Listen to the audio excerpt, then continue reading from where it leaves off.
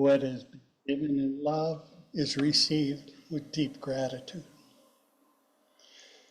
And I thank Renee for trying to put me in a mindset for a trip down memory lane. Like most things related to me, my life journey is a winding and somewhat erratic venture, definitely lacking a clear trajectory. That said, it often also feels as if it couldn't have happened any other way than how it did. Destiny by hindsight, I guess.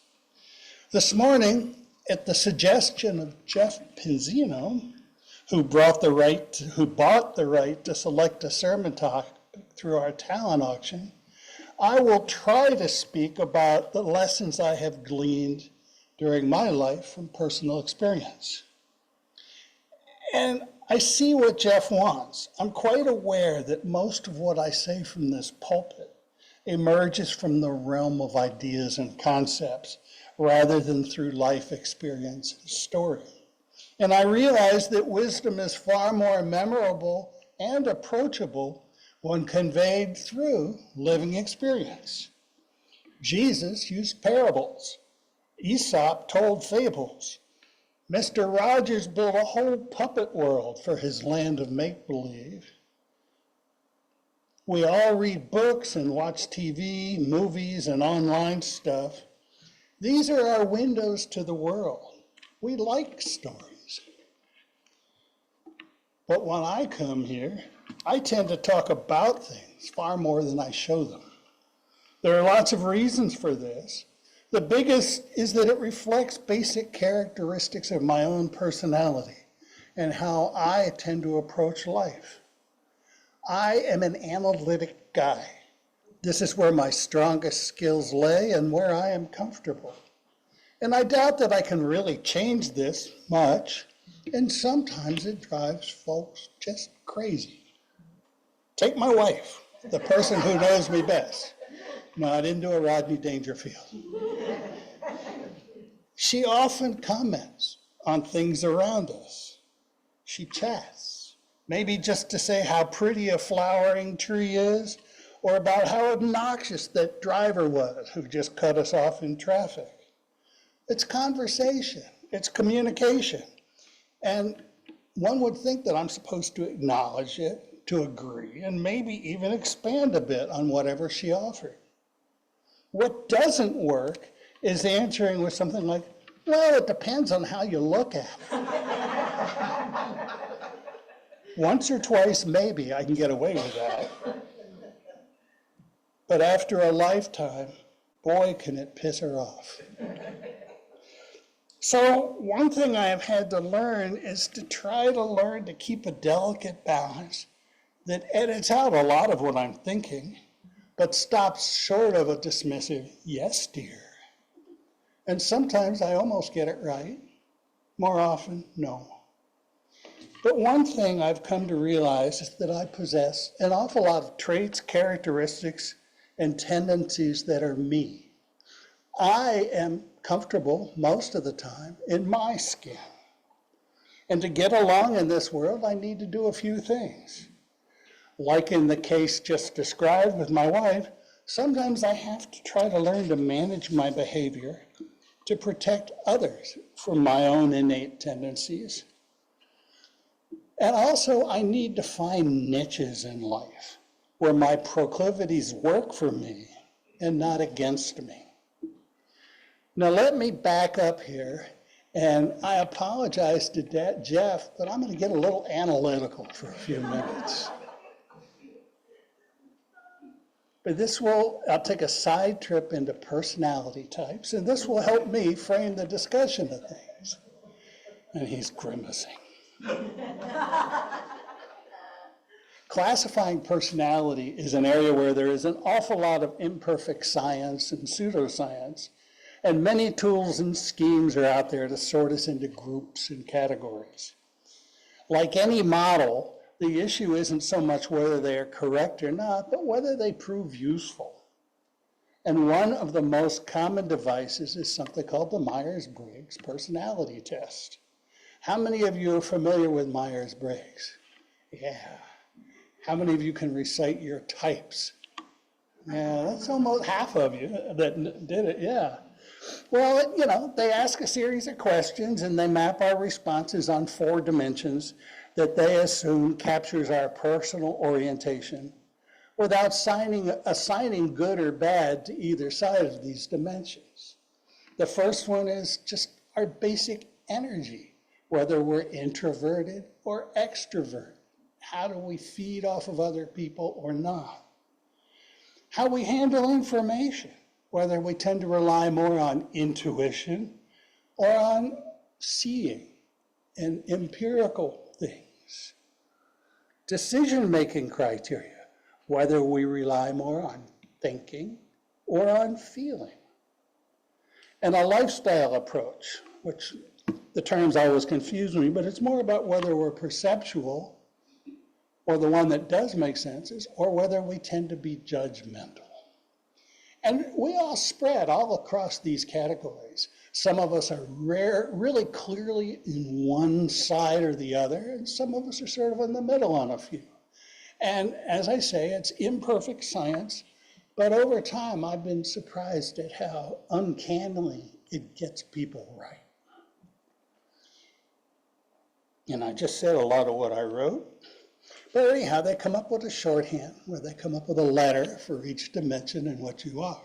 And for anybody who cares, I'm in INTP. I'm intuitive, introverted, thinking, and perceptual. I'm not judgmental at all. I often have trouble knowing what's right or wrong because, well, it depends. Okay. And putting all these letters together and whatever, there's 16 subgroups. And you can map people out and you can get more sophisticated and complicated. And there are other systems besides Myers-Briggs. When I was in seminary, they kept trying to sell me on something called enneagrams, which I never got a handle on. To get to the point, I said I score as an INTP, or actually the one dimension isn't real clear, the thinking, feeling one. I'm sort of in the middle there. So occasionally I've come out as an INFP. And these traits are really well established in my makeup.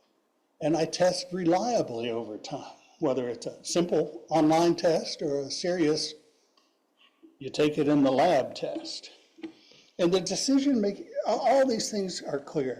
But the bottom line of all of this is that I am someone who tends to live in my head, even when I engage with others.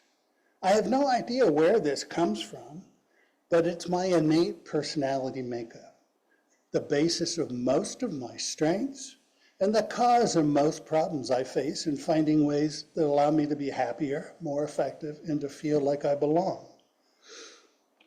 And I'm going to skip some of these things because you don't want to hear them.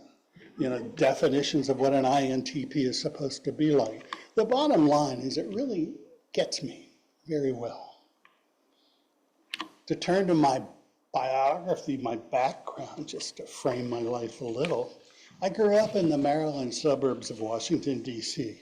through the 50s and early 60s. It was not a challenging or exciting time.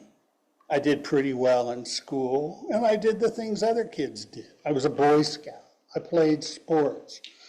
I participated in the larger world mostly by reading. I read everything and anything voraciously.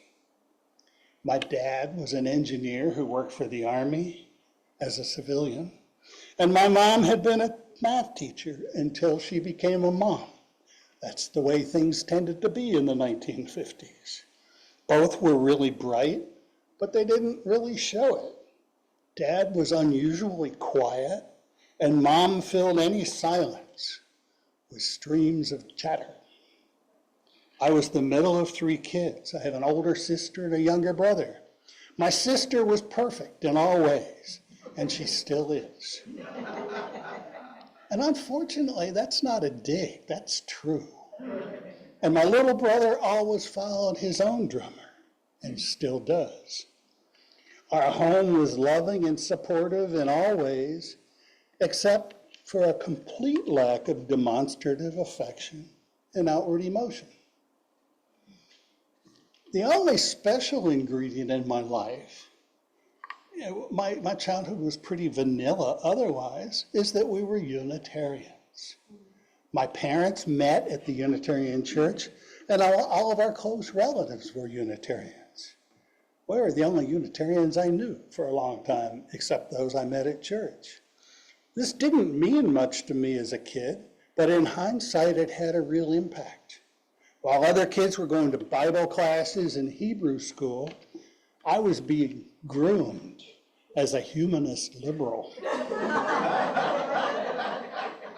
My church time was spent learning about other cultures and nature and science and values and the importance of fairness and justice. I think that would be illegal right now. I didn't know at the time that this was not the norm for kids my age, and it really didn't matter until I reached high school. But my world shifted and expanded big time during high school, primarily because I got involved with LRY. Most of you don't know it, but those who do, like Pam, just gave a knowing, oh. LRY is Liberal Religious Youth. It was the Unitarian youth group back then. And there, I met the counterculture of the 1960s head on. I became exposed to radical thinking, and I learned that young persons could have a voice. We engaged with race and poverty through the Poor People's Campaign and its encampment in Washington, and in politics through the Vietnam anti-war movement. I started feeling alive. I spent summers at a UU camp in New York State and somehow became an assistant director of the camp at the age of 17. We'll talk later about the loss of adult leadership back then.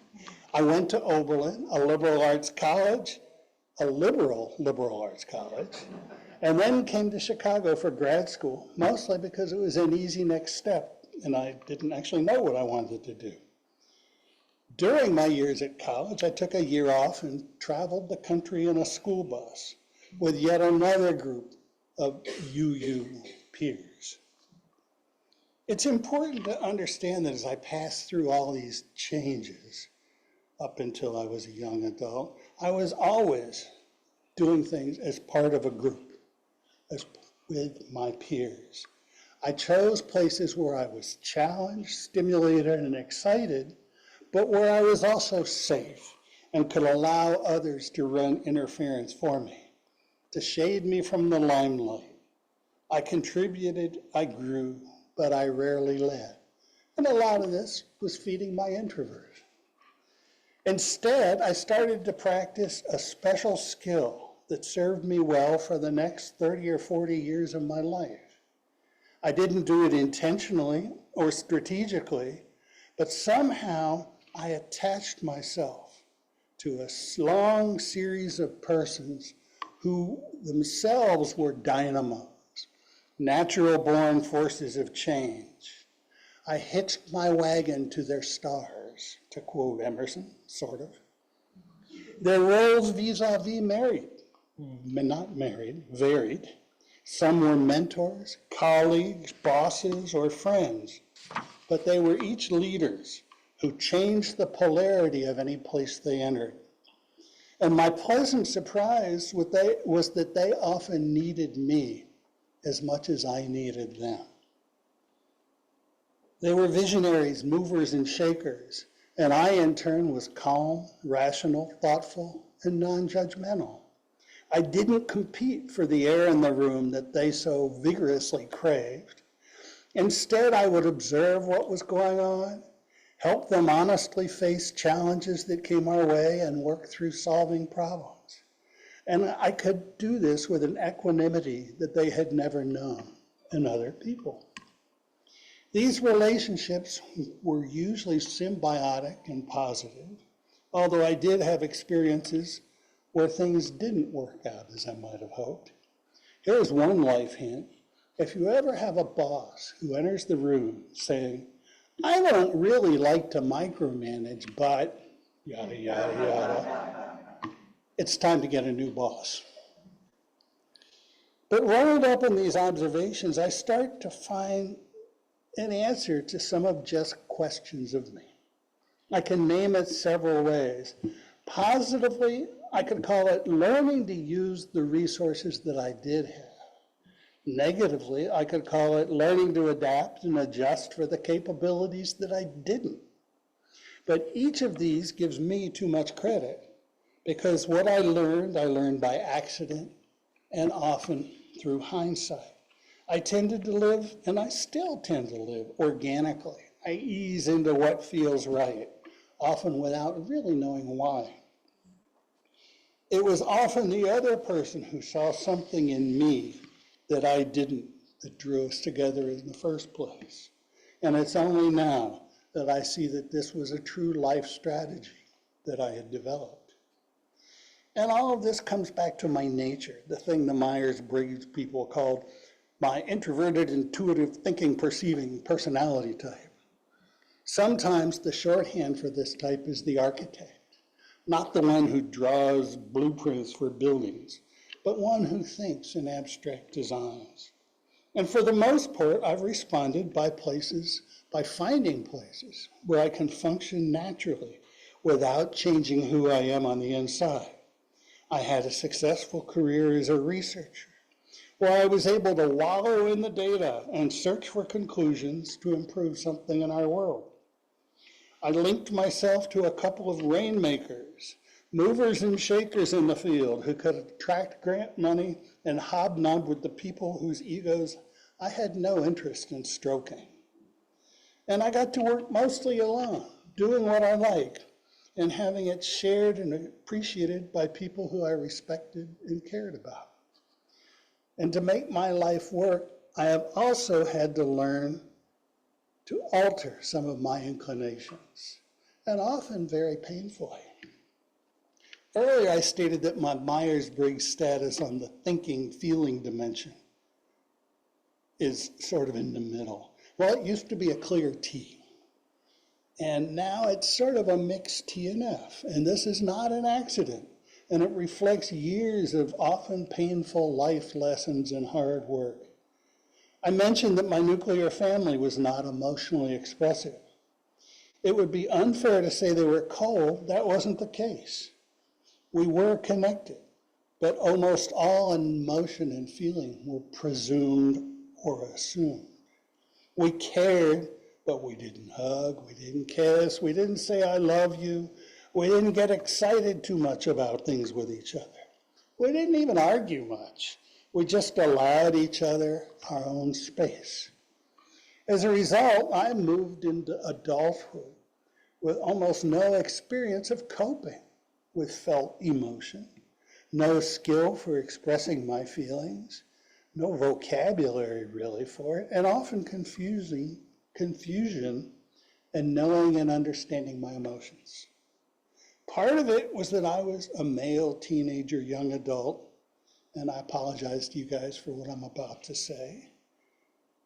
I just lost my place with that. I was a male teenager, young adult, and therefore, by definition, an emotional idiot. I will spare you the stories of my early romances, but even after I attached to my life partner-to-be, I had to learn to negotiate my feelings and her feelings, and it was all brand new. I didn't know how to disagree. I was hopeless at argument, and I was unsteady even with making claims of positive affection. I was hopeless in a way. I never proposed to Pat. One day I just said, we should probably be married, huh? And the only difference in her memory was she thinks she said it first. A marriage proposal based in thought and analysis, not romance and fervor.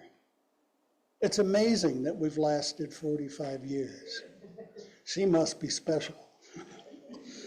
Part of my progress has been learning to allow emotions a bigger place in my mind, to listen more to the heart and less to the brain.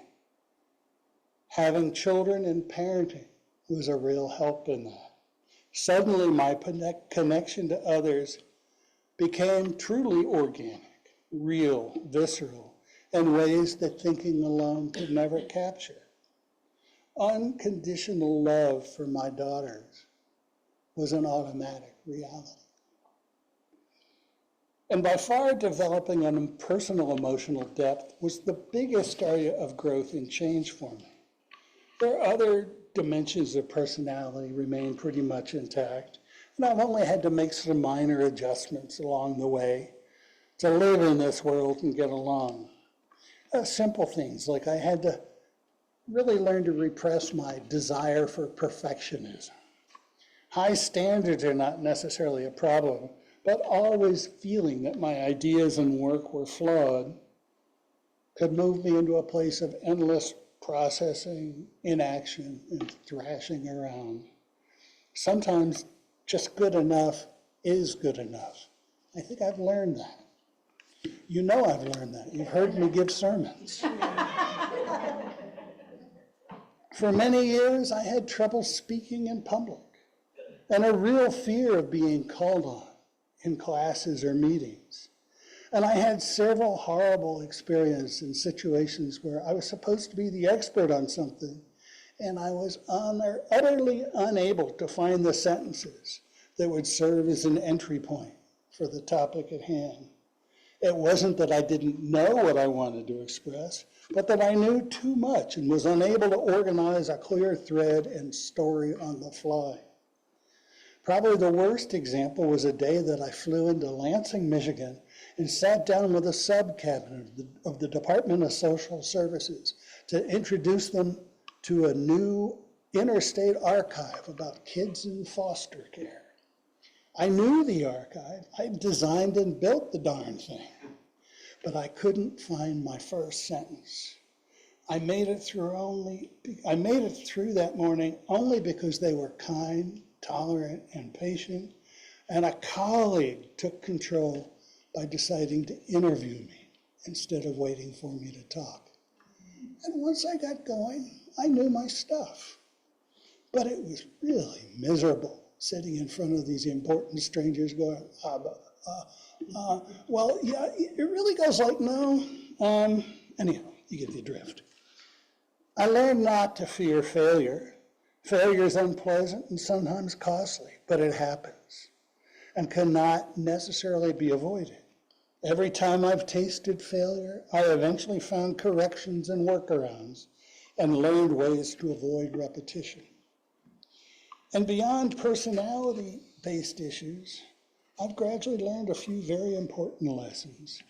Maybe one of the biggest is that I want to trust people, to assume the good in people, and not the people that text me asking for money and my personal ID, and not the idiot who cuts me off on the merging ramp, but basically, I want to see that people are fundamentally good. And on the whole, I found that trust breeds trust, and folks tend to rise to meet our expectations of them. Going back to my biography, I'm going to tell one more story, and it's of probably the unhappiest stage in my life. The year I was 39, I lost a job. I was let go.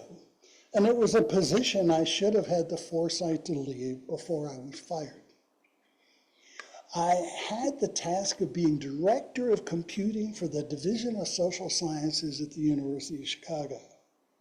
I'd gotten into this by helping researchers migrate work from the very expensive central mainframe computers on campus to localized personal computers and networks. I understood this stuff, and I understood the research. Microcomputing was brand new, and my initial role was one of facilitation and education. I was good at that. But success bred growth. And in just a couple of years, I was being overwhelmed by the demands of running a set of cutting-edge technical computing facilities. And it was only a matter of time before the techies I had hired to help me were handed control of the whole operation, and I was given a thanks but no thanks from the administration. So I got fired from a job that had outgrown me and that I really had no interest in growing into. I wasn't a techie, not with skills and not at heart, but I'd been unable to separate myself from it because I had no vision of an alternative. I understood some of my skills and assets, but I had no plan and no understanding of how I could market myself. And in truth, I was really short on confidence, and getting fired didn't help. I flailed around for months, applying for jobs I wouldn't want and doing a few small consulting gigs. I went on unemployment and was generally miserable. I sought counseling, but somehow ended up being treated by a psychoanalyst who only fed my doubts and drained my savings. Slowly, very slowly, I started to regain a sense of self, in good part by listening to people who knew me well. They couldn't tell me what I should do, but they did tell me that I was worthwhile, that I was smart, and that somehow, someday, I would find a path. And things gradually did come together. After a year of banging my head on any wall I could find, I found myself in the enviable position of having 3 separate, viable, and vastly different job offers. Without knowing it, I still don't know whether it was I changed or the world around me changed in ways that started wanting the skills and insights I could offer. I took a position then doing social policy research, still at the university, and began a very productive phase of my professional life.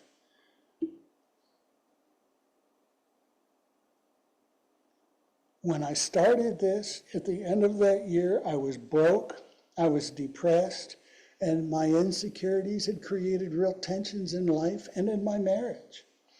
But after a brief winter of discontent, things started greening once again. 20 years later, this new and wonderful job that I had waltzed into back then started to go sour for me. The organization changed, the work we could do changed, and I changed. But I was better able to read the tea leaves and look for plan B. I'd learned something. And again, it took a lot of soul searching and investigation, but I finally realized that everything I was trying to do was really a backdoor to pursuing ministry. I had toyed with the idea of being a minister back in the day, like when I was in college, but I hadn't felt that I had the stuff I needed. And remember that, among other things, I was averse to speaking in public. But now, at the tender age of 60, I bit the bullet and committed to going through the many, many hoops required to become a UU minister. And I'd learned something valuable from my bad experience 20 years before, and I switched careers on my own terms, for the most part. Now, I've told 2 kinds of stories here. One about personality types, framed by learning to accept and work with what you are. And in my case, I'm an INTP kind of guy. You might be very different. And indeed, some of the other categories, like the sensing, feeling, and judging ones, are more common across the population. But the lesson is to learn what makes you tick and to try to accommodate those proclivities in your own life. Somehow things have to interleave and mesh. There's you and there's the world, and somehow there's a fit there. You can change, but that involves hard and unnatural effort. And the other story was more of a cautionary tale, framed as finding a way to define a life path that might respond to your needs and abilities, because you are really the only one that can do that work and that can find your way. And underlying both is the idea that we need to come to know ourselves, to trust ourselves, to learn to love ourselves. You have to meet yourself where you are, who you are, and be willing to treat yourself with respect and dignity. We are all miracles of creation, and our diversity and differences give us real flavor, personality, and style. Love and honor you. That's really all I've ever learned. Thank you. Amen, and blessed be.